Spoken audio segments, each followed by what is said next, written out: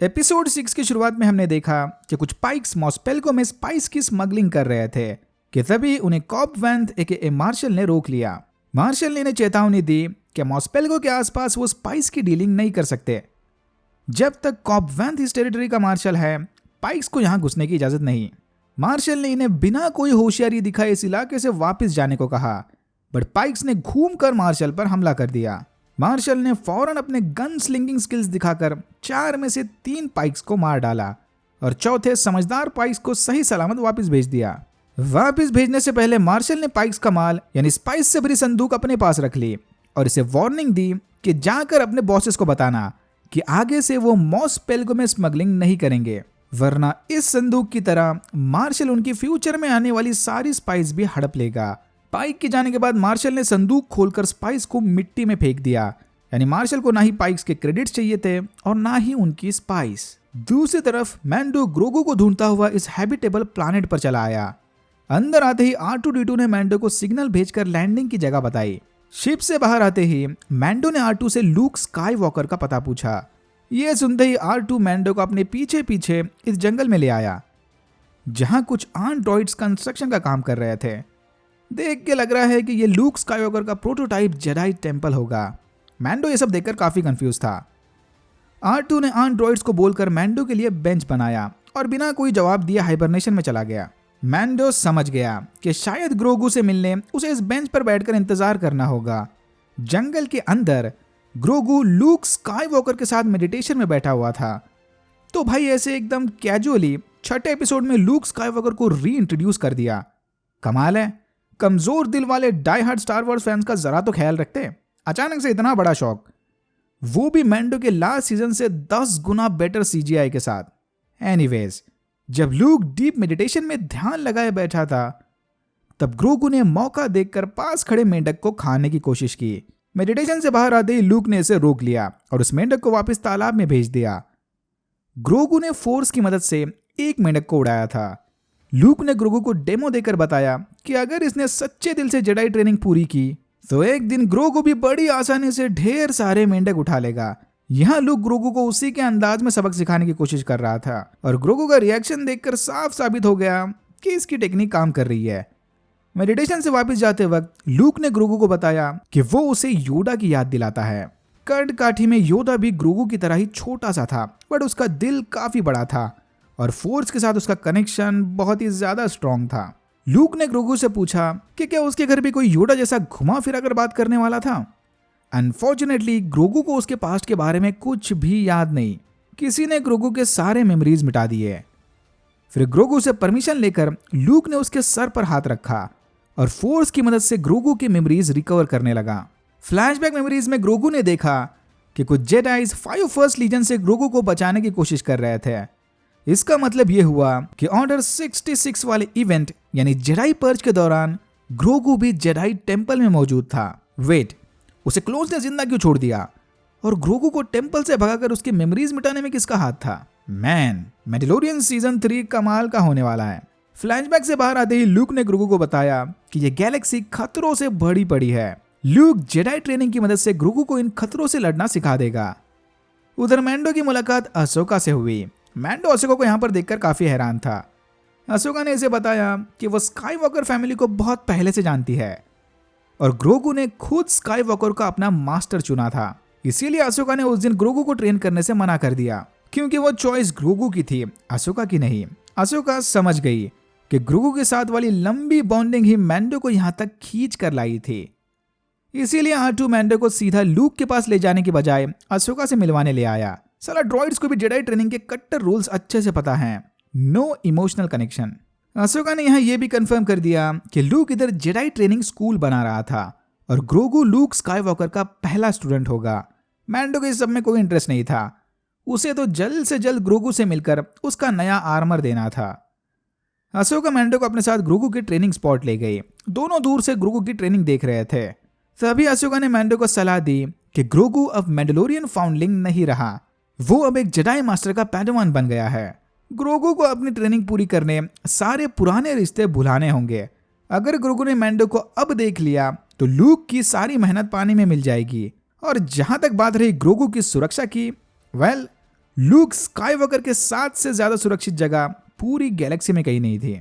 मैंडो को फाइनली अशोका की बात समझ आई, बट उसे फिर भी ग्रोगू तक आर्मर पहुंचाना था। फिर मैंडो वो बेस्कर आर्मर अशोका के हवाले करके वहां से चला गया। अब ये आर्मर अशोका ग्रोगू तक पहुंचाएगी। ग्रोगू स्टार फाइटर को देखकर समझ गया कि उसके अंदर जरूर मैंडो आया होगा, और मैंडो इससे बिना मिले वापस चला गया। ग्रोगू का मूड चेंज करने लूक ने इसकी ट्रेनिंग कंटिन्यू की। लूक के लाख समझाने के बावजूद भी ग्रोगू फोर्स जंप नहीं कर पा रहा था। ग्रोगू को फोर्स जंप का डेमो देने लूक ने उसे पीठ पर बिठाकर जंगल की सवारी कराई, बिल्कुल वैसे ही जैसे इसने योडा के साथ किया था। फुल फैन सर्विस भाई, फुल फैन सर्विस। लूक ने ग्रोगू को दिलासा देते हुए कहा कि ज्यादा मत सोचना, वो फोर्स को बैलेंस करना सीख जाएगा। लूक स्काईवॉकर को अपने सामने लाइट सेबर से ट्रेनिंग करते देख ग्रोगू का कॉन्फिडेंट भी बढ़ने लगा। धीरे धीरे ये भी फोर्स को कंट्रोल करना सीखने लगा। ग्रोगू के रिफ्लेक्सेस को नेक्स्ट लेवल पर पहुंचाने लूक ने उसकी ट्रेनिंग रिमोट के साथ प्रैक्टिस शुरू कर दी। ट्रेनिंग रिमोट से झटके खाकर ग्रोगू के रिफ्लेक्सेस अपने आप लाइन पर आ गए। ग्रोगू के इंप्रूवमेंट्स को देखकर अशोका भी काफी इंप्रेस थे।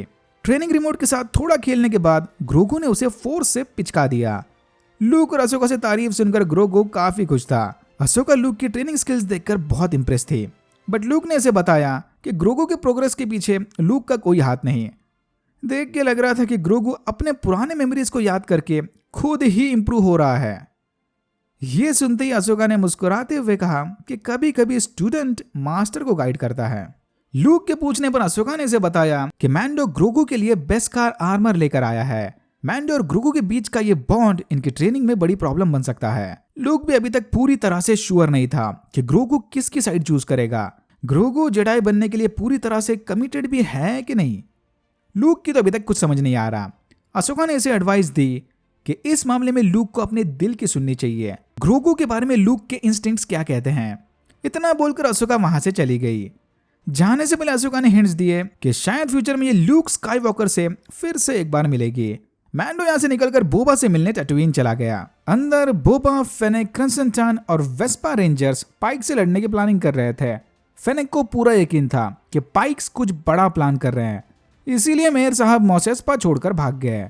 मोसेस्पा के 3 बड़े क्राइम फैमिलीज ने भी पाइक्स के आगे सरेंडर कर दिया था। मैंडो और क्रिम्सन से एक्सपीरियंस और मसल पावर तो मिल गई, बट फिर भी पाइक्स को हराने इन्हें कुछ और लोगों की जरूरत पड़ेगी। मैंडो ने इन्हें बताया कि वो मैन पावर ढूंढने में इनकी मदद कर सकता है। फिर मैंडो अपनी स्टार फाइटर में बैठकर मॉस्पेल को चला गया। पिछले एपिसोड में टिप मिलने के बाद से लगता है ये जावाज मैंडो के दोस्त बन गए। मॉस्पेल्गो में लैंड होते ही मैंडो की मुलाकात वहां के डेप्यूटी स्कॉट से हुई। ये मैंडो के पार्किंग स्पॉट को लेकर थोड़ा परेशान था। तभी वहां मार्शल ने आकर सारा मैटर क्लियर कर दिया। मार्शल ने मैंडो को बताया कि इनका नया डेप्यूटी थोड़ा उतावला टाइप का है, उसकी बातों को दिल पे ना ले। पिछली मुलाकात के बाद से मैंडो और मार्शल दोनों ने उनकी फेवरेट चीजें खो दी थी। मार्शल ने बोबा फेट का आर्मर और मैंडो ने ग्रोगू। तो मैंडो यहाँ पर पाइक्स के साथ लड़ाई के लिए मार्शल से बंदे हायर करने आया था, बट मॉस्पेल्गो में रहने वालों को बोबा फेट की लड़ाई का हिस्सा बनने में कोई इंटरेस्ट नहीं था। उस ग्रेट ड्रैगन से छुटकारा मिलते ही गांव वालों ने मॉस्पेल्गो का नाम बदलकर फ्री टाउन रख दिया। ये स्पाइस और पाइक्स के झोल झपाटे में फ्री टाउन वालों को नहीं पड़ना, वो शहर के लोगों का प्रॉब्लम है। बट मैंडो ने मार्शल को चेतावनी दी कि अगर पाइक्स ऐसे ही आगे बढ़ते रहे तो जल्दी वो इनके फ्री टाउन पर भी कब्जा कर लेंगे। मार्शल को सोचने के लिए थोड़ा टाइम देकर मैंडो वहां से चला गया। मैंडो के वहां से जाते ही मार्शल ने फ्री टाउन के बेस्ट फाइटर्स की मीटिंग बुलवाई। सभी मार्शल का ध्यान दूर से आ रहे अजनबी पर गया। खतरे की भनक लगते ही मार्शल ने सबको अंदर जाकर छुपने को कहा, but as expected deputy Scott ने उसके ऑर्डर नहीं माने। ये अननोन बंदा और कोई नहीं बल्कि badass bounty hunter Cad Bane है। Wow! R2-D2, Luke Skywalker, Ahsoka, Mando, Grogu, Boba Fett और कैट बेन सारे ही एक एपिसोड में। डेव भैया went all guns blazing. Cad Ben ने मार्शल को चेतावनी दी कि इनके टाउन को इस लड़ाई से दूर रहना चाहिए। बोबा फेट भी कोई दूध का धुला नहीं, एक जमाने में वो भी एम्पायर के लिए बाउंटी हंटिंग किया करता था। मार्शल की बातों से यह साफ जाहिर था कि वो पाइक्स को नहीं छोड़ने वाला, यानी कैट बेन के पास अब एक ही ऑप्शन बचा था, वायलेंस। कैट बेन ने शूटिंग पोजीशन में आते हुए मार्शल से कहा कि उसने बोबा फेट का आर्मर वापस देकर बहुत बड़ी गलती कर दी। वेट, कैट बेन को यह आर्मर वाली बात कैसे पता? ये भाई साहब कब से टैटूइन पर आए? एनीवेज, बेन और मार्शल दोनों भी फुल वेस्टर्न स्टाइल वाली शूटिंग पोजीशन में आ गए। माना कि मार्शल के पास कमान के गन स्लिंगिंग स्किल्स है, बट ये कैट बेन का सामना नहीं कर सकता।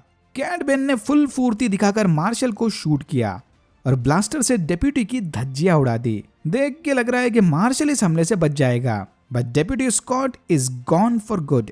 शायद कैट बेन ने जानबूझकर मार्शल को जिंदा छोड़ दिया, फुल एंड फाइनल वार्निंग के तौर पर। कैट बेन के वहां से जाते ही यविके उसे घूरने लगा। लगता है फाइनली फ्रीटाउन वालों की समझ आ गया कि मैंडो बिल्कुल ठीक कह रहा था। फिर हमने देखा कि पाइक सिंडिकेट के कुछ लोगों ने गार्सा फीप के सैंक्चुरी को बम से उड़ा दिया। उधर लूक स्काईवॉकर का जेडाई टेंपल रेडी हो गया।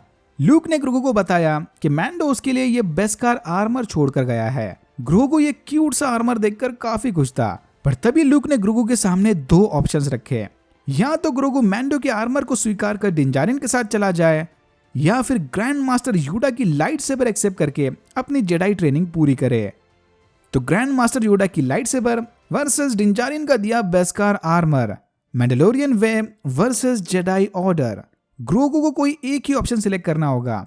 अगर ग्रोगू ने लाइट सेबर सिलेक्ट की तो वो लूक स्काईवॉकर की जेडाई एकेडमी का पहला स्टूडेंट बनेगा, और समझ लो वो मैंडो से आगे कभी नहीं मिल सकता, क्योंकि ग्रोगू की उम्र मैंडो से काफी स्लो बढ़ती है। अगर ग्रोगू ने आर्मर चूज किया तो लूक उसे डिंजारिन के पास वापस भेज देगा, बट ऐसा करना जेडाई ट्रेनिंग के सख्त खिलाफ था।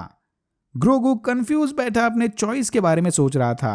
और यहाँ होता है एपिसोड 6 खत्म। अगर आपको वीडियो अच्छा लगा तो please like, share and subscribe for more videos like this. मैंने ऐसे और भी वीडियोस बनाए जिनके लिंक्स आपको डिस्क्रिप्शन बॉक्स में मिल जाएंगे। Thank you very much for watching and I am hoping to see you in my next one.